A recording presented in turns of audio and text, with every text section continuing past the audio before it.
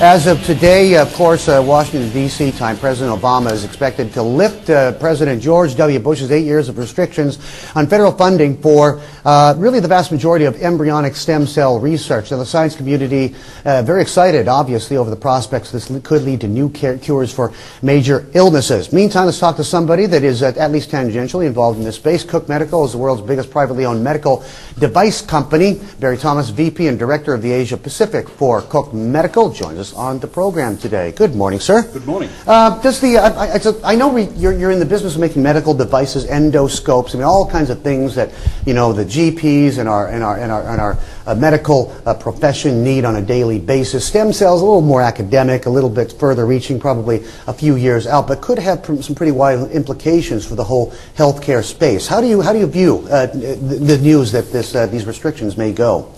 Well, certainly from the point of view of research, the restrictions have held back companies developing and looking at opportunities, and there's been work done in a lot of the universities in the US. Mm-hmm. So I think this is a good move. Mm-hmm. It is some years off, and it will take a lot of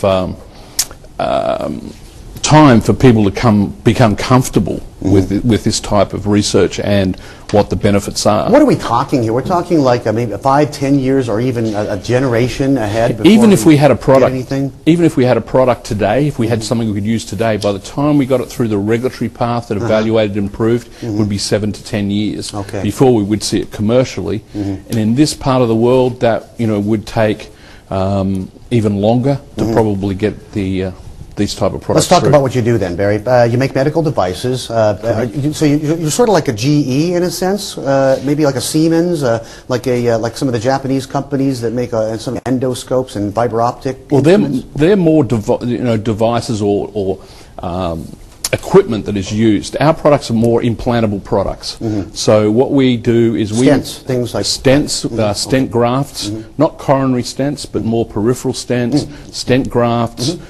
Products for use in interventional radiology, in cardiology and things like that, and looking at making those products more available right throughout the Asia Pacific region and being more economically available to people. And things are going quite well for you. I mean, if there's one industry that appears to be quite immune to the financial mess that's enveloping all of us, it would be the industry you're in. I mean, it's really very untouched for all intents. Yeah, I think history shows that healthcare comes into recession late, and it usually goes out early.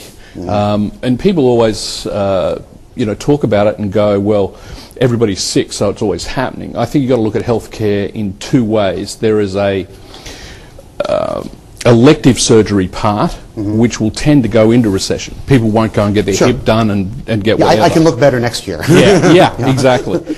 And that's why I heard recently, people were talking about, well, maybe medical tourism will help this region through this recession. You've been to Bloomberg in Bangkok, amazing institution. Yeah. I think they're going to suffer because this is a global impact. The lady sitting in Palm Springs isn't going to jump on an airplane and come and get her hip done in Singapore because she's feeling it right now. Her shares and her investments have collapsed. Then how come for this year you're forecasting top line revenues to increase by 50% and stay on even par with that in 2010 against that kind of a backdrop you're describing right now? Yeah. Well, again, because we're not in the elective type surgery, we're talking acute surgery here. You don't do silicone pads and things like that. You do the stuff you need. Exactly. To stay alive. To stay alive. Okay. And you look at China, for example, so far this year, our growth there is over 50%.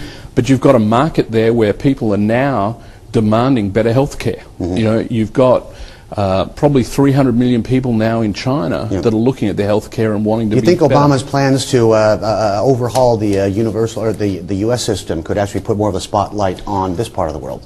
I think it could. I certainly, from our perspective, we see that the growth is going to come from our companies out of this region. I mean, the U.S. healthcare system is not going to grow in dramatic form. Barry, thank you very much for making time to join us today. Okay, great. Best of luck as you're making your way around the region. Barry Thomas, VP and Director Asia Pacific for Cook Medical. We're back with more Call in a bit.